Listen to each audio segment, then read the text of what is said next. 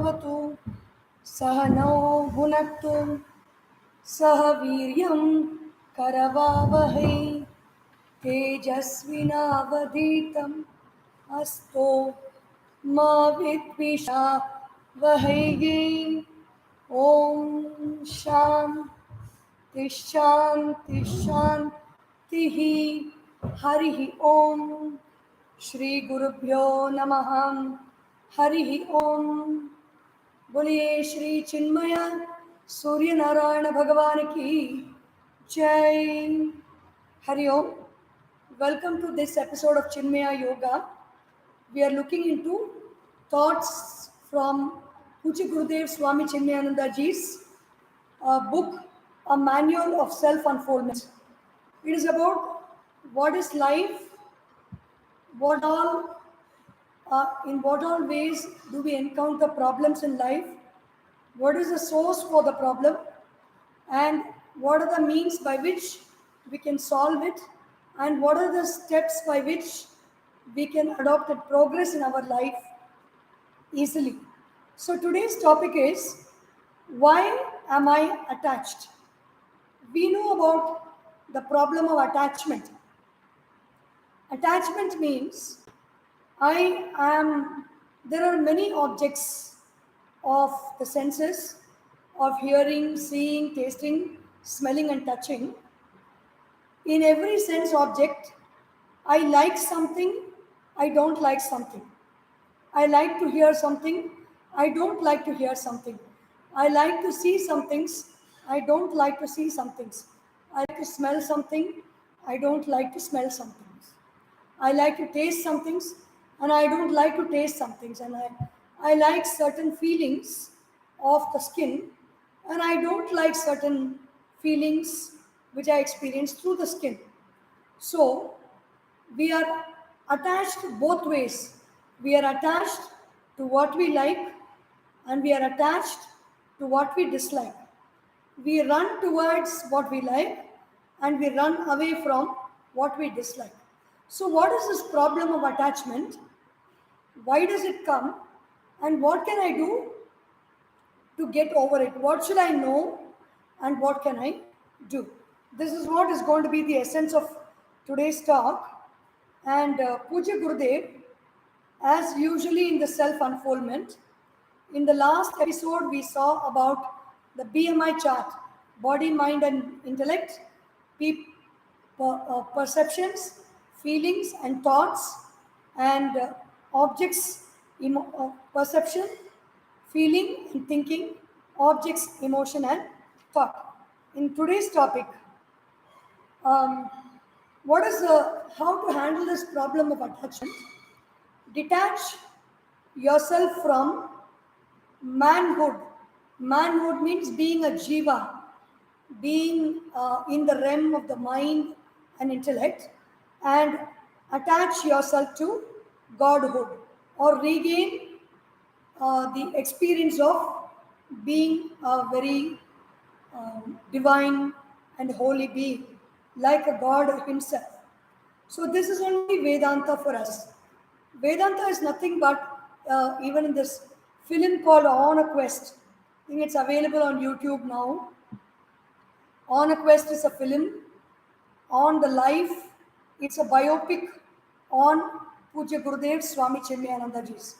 So in that movie, a student will ask Gurudev, this is all live experiences that have been taken as a movie. A student asks, can you please tell me about Vedanta in one line? So attach, detach. Attach to the higher, detach from the lower. So what is this attachment and detachment? Who is actually attaching and who is detaching? Gurudev says it is that ego in us. All our efforts to do yoga, do pranayama, do meditation, or be in bhakti yoga, or do karma yoga, or practice raja yoga, is to polish out this ego, edit this ego completely, dot by dot. When you remove the ego, then ultimately the ego is not there. So all our, even our cultural practices, like doing namaskar, um, bending down forward, being humble towards elders and people with greater knowledge and people with greater wealth, if we want to really attain those heights, it is not for everybody, but if we want to progress in life, then this is the way we have to be. So there is a shadow in us. This ego is nothing but a shadow in our personality. Just imagine you can even doodle your own form like a one line cartoon with a hollow inside. The hollow inside the body, which you have drawn, is filled with light, and the body is the limit. This anywhere there is a limit, light will throw shadow. Whenever the light of the sun falls on, when the light of the moon, when the light of the candle is falling on a physical body, the physical body throws a shadow. The same, the light of the sun falls on the building throws the shadow. We say this is the shadow of the building. We refuse to see that it is the light in the form of the building. We don't see it as light in the form of the building. We see it as a shadow. In the same way, our this body, mind, and intellect is filled with something called consciousness. Consciousness is that which is aware of light. There is light behind me, you can see. It is a tube light. You can see the light coming out of this tube light. I can see it, I can experience it. So the one who's experiencing the light is called consciousness. That consciousness fills our, it is not filling our body, the body is present in consciousness. Just like space is not filling our body, the body is present in space. The consciousness that is aware of space is completely present in the body. The body, mind, and intellect are present in consciousness. So, this consciousness, when it casts its light on a limitation, on a limited experience, it throws a shadow. And our problem is we think the shadow to be real. So, this body is a shadow of consciousness. We think this body is real. The mind is the shadow of consciousness. We think the mind is real. The intellect is a shadow of consciousness, and we think the intellect is real. So, when we are aware of the light, when we are aware of consciousness, then we don't have any experience of the shadow. The light of the candle can never find darkness. The light of the sun can never find night at any place. Only we can experience day and night because we experience both the consciousness and the shadow. But the sun never has darkness, nor does consciousness have ignorance in it. So, what is happening? Ending the shadow in us, this ego, by surrendering unto him, the Atman. Gurudev says very beautifully about the practice of doing pranayama, doing namaskara, bowing down. He says, the taller we are, the longer shall be our shadow. The double bend and the shadow gets halved. Sit down and the shadow is still smaller. Fall flat at his feet in love and surrender, and the shadow is no more. When you fall flat on the ground, the shadow may be there beneath the body on the ground, but you don't get to experience the shadow. Detach detach from the false ego, detach the false ego from the true self, detach the mind from memories and hopes. Let us cleanse our hearts of all desires. Desirelessness is a state of perfection. Egolessness is a state of godhood. Attain the supreme goal of life through knowledge and right living. So Gurudev continues to talk about What is the problem of the ordinary man? An ordinary man who does not have this, an ordinary man who does not have the knowledge that this body is just the shadow. What happens to him?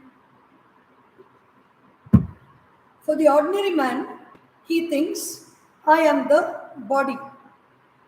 His identification with the body is so strong. Why is Vedanta saying, I am not the body? It is very simple. You can see the fan behind me. You can see the peacock feathers dancing in the wind. You can see that flag moving in the wind. You can see something. When you see something, you know that you are not that object. You can see the window, so you are not that window. You are not the fan. You are not the flag. You are not the peacock feathers. So, coming closer, you can see your own dress, your own clothes. You are not the clothes. The clothes are different. You are different. You can see the body. It is here we make that the erroneous thinking begins, because we see the body is so seamlessly connected to I. I see the peacock feathers. I know I am not the peacock feathers. I see the body. So, grammatically, I am not the body, but in our wrong understanding, erroneous perception, which is manifested in our life in many ways.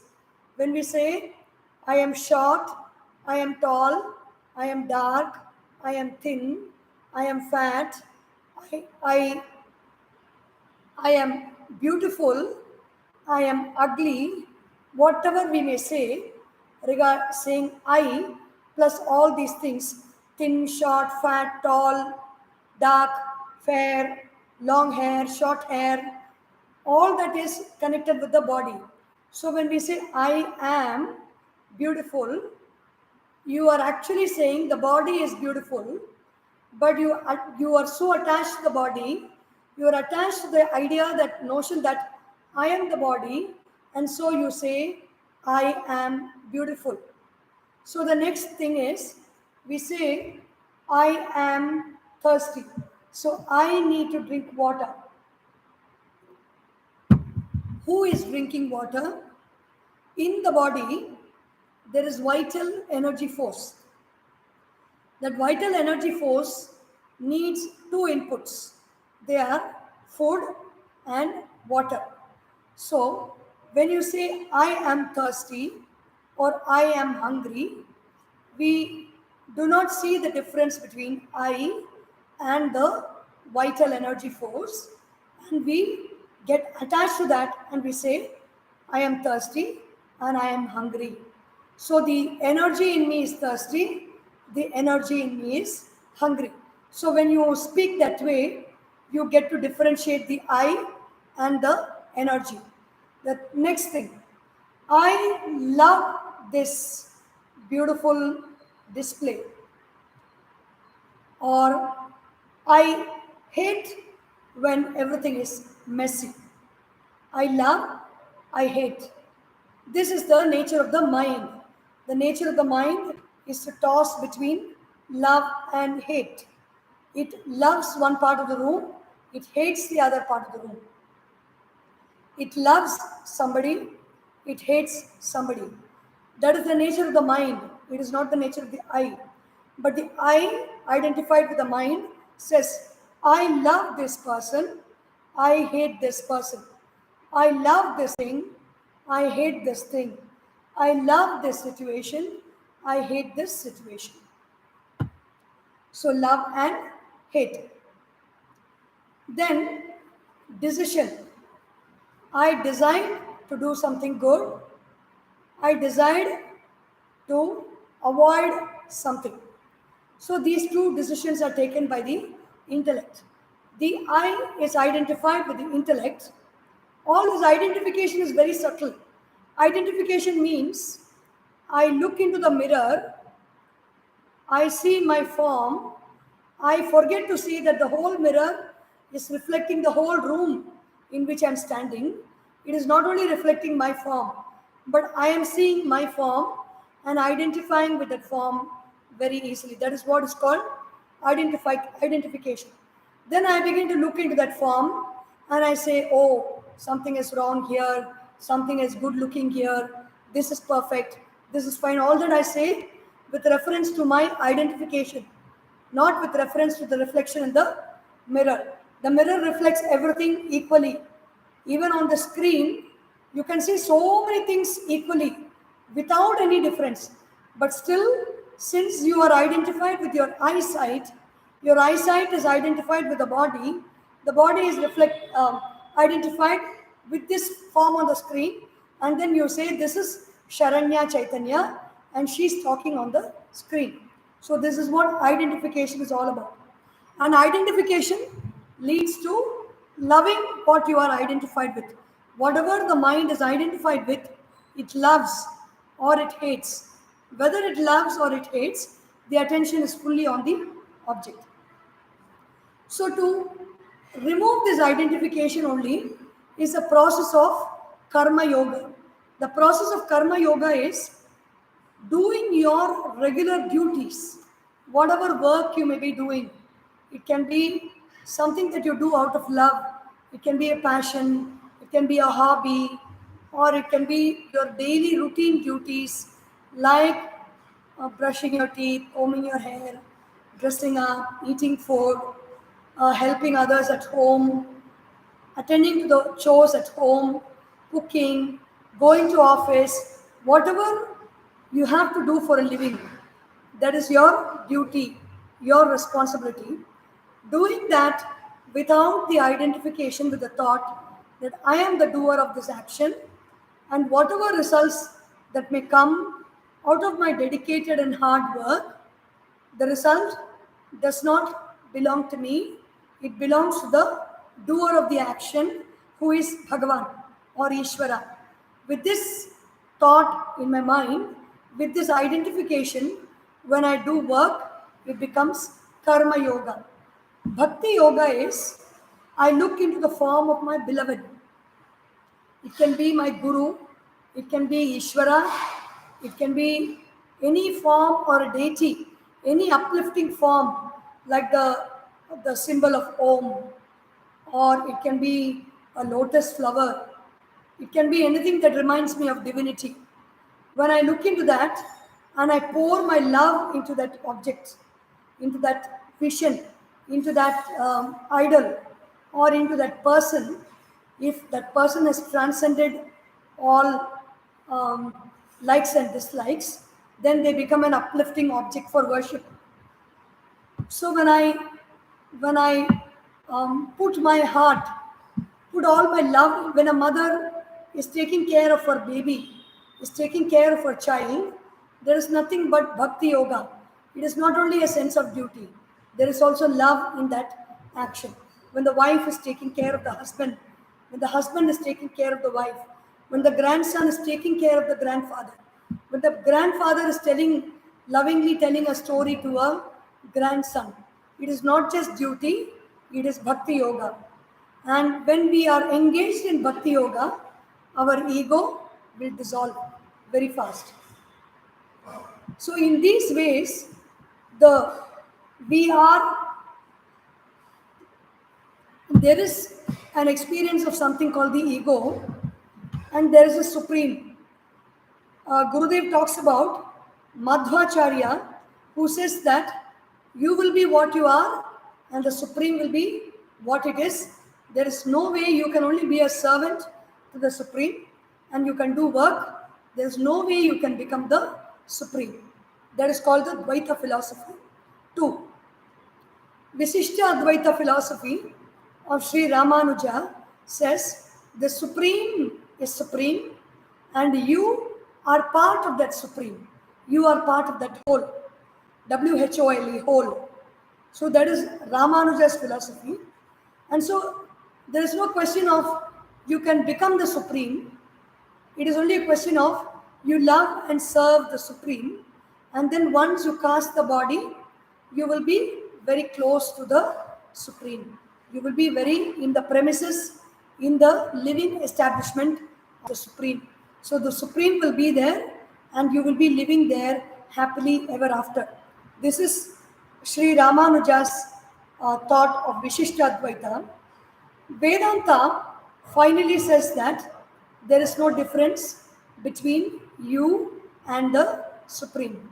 So, to give a very common example to explain Vishisht Advaita, Dvaita, Vishishta Advaita, and Advaita of Sri Madhvacharya, Sri Ramanuja, and Sri Adi Shankaracharya, we can take this very beautiful example of the mother packing tiffin box for us for lunch, to take it to office or to a picnic or to school or college.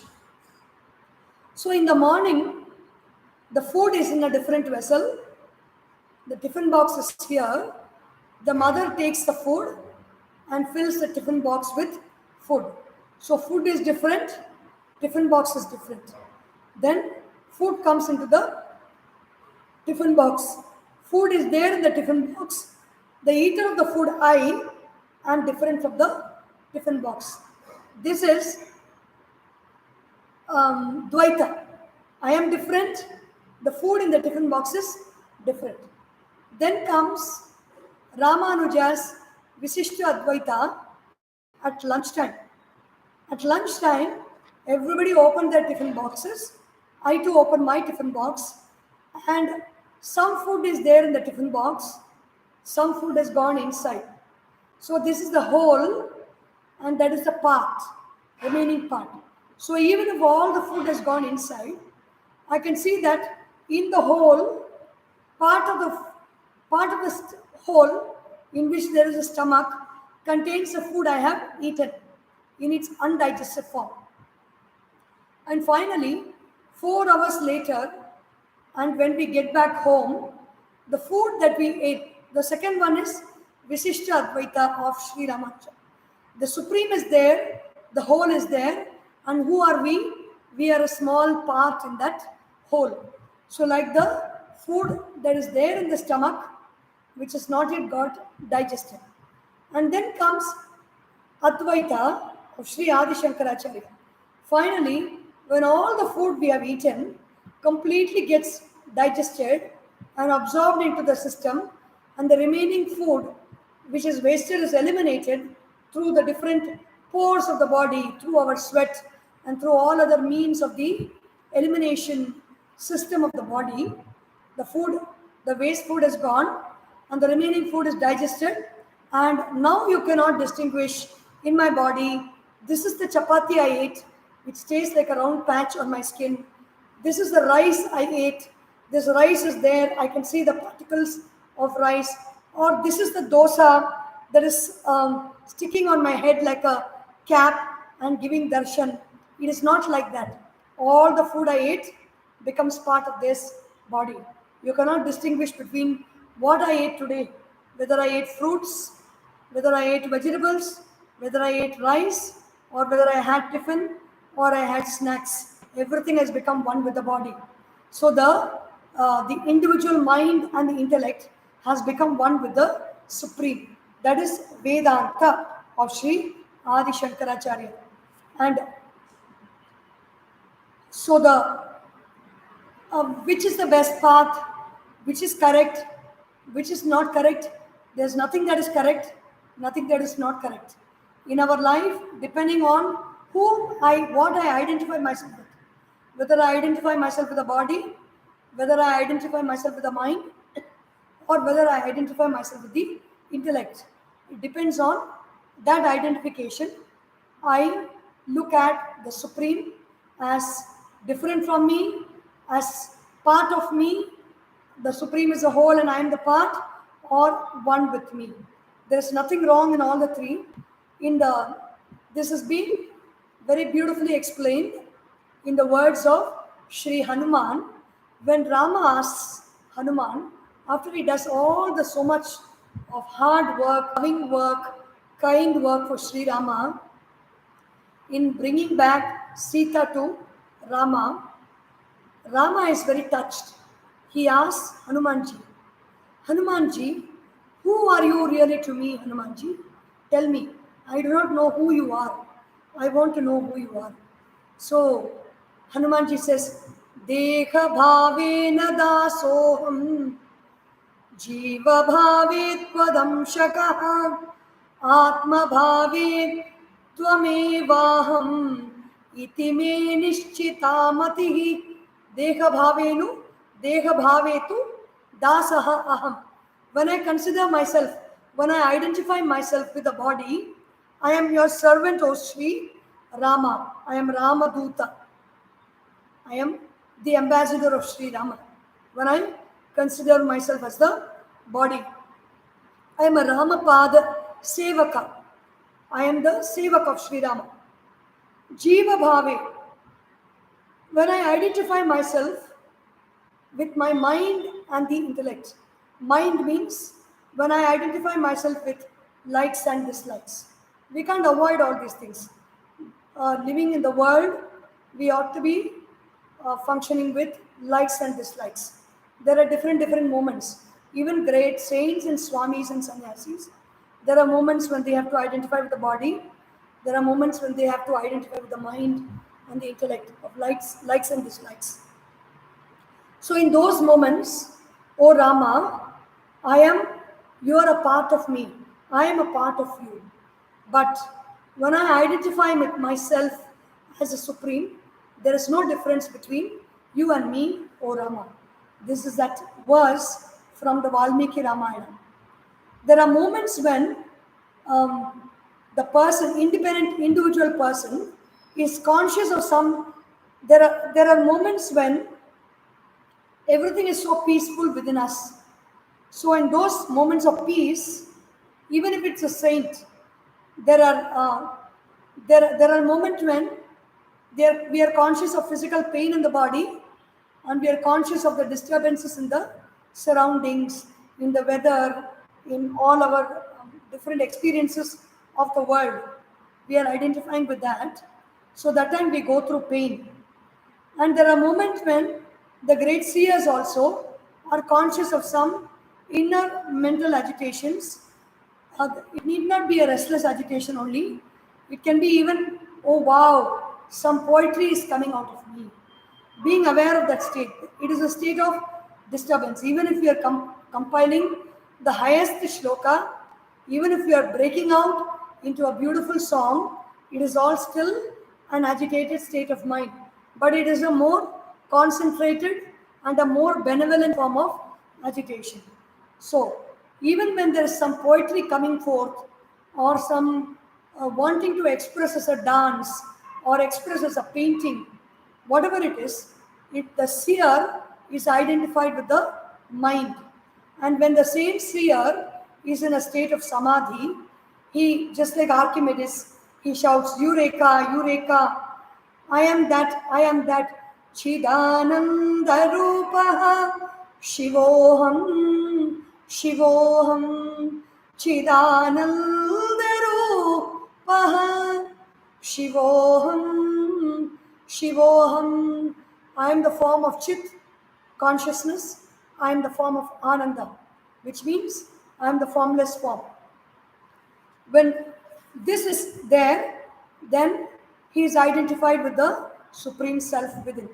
So why do we do so many things? We do so many things because in life we want dukkha nivritti and sukha prapti.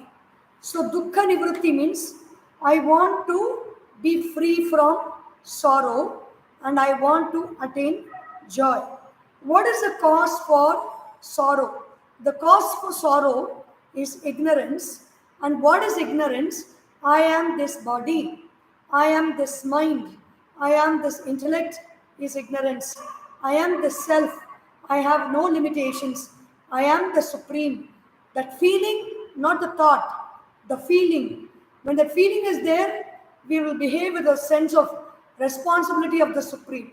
When it is only at the thought level, then we will cultivate arrogance and have a very arrogant behavior towards others.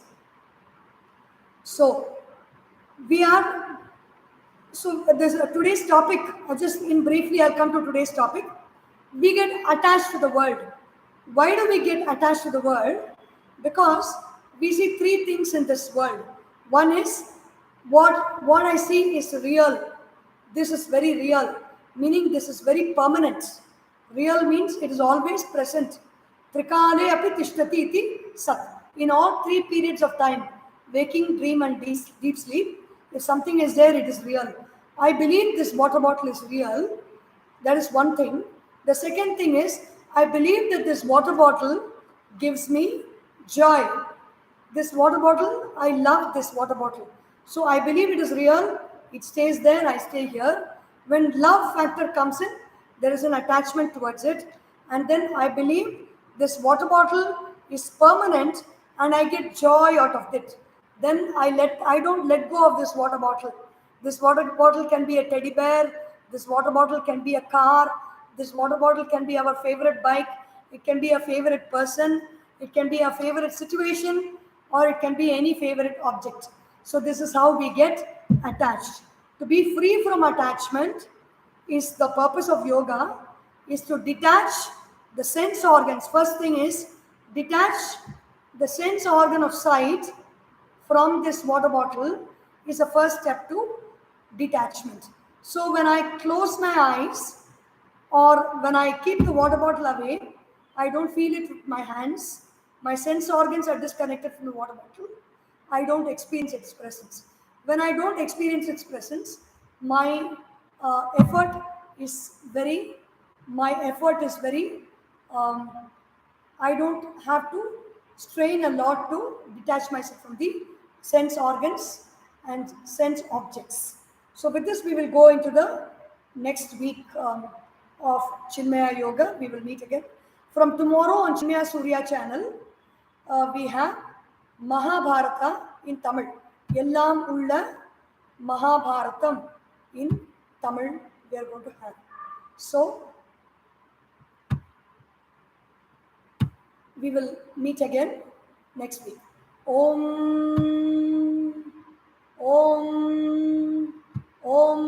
Sarvesham Swastir Bhavatu, Sarvesham Shantir Bhavatu, Sarvesham Purnam Bhavatu, Sarvesham Mangalam Bhavatu, Sarve Bhavantu Sukhinaha, Sarve Santu Niramayaha, Sarve Bhadrani Pashyantu, Ma Kaschit Dukkha Bhag Bhavet. Om Asatoma Sadgamayam Tamasorma Jyotirgamayam Mrityorma Amritam Gamaya. Om Purnamadav Purnamidam Purnat Purnamudachyate Purnasya Purnamadaya Purnameva Vashishyate. Om Shanti Shanti Shanti. Harihi Om. Shri Gurubhyo Namaha. Harihi Om. Bole Shri Sadgurunath Maharaj ki Jai. Hari Om.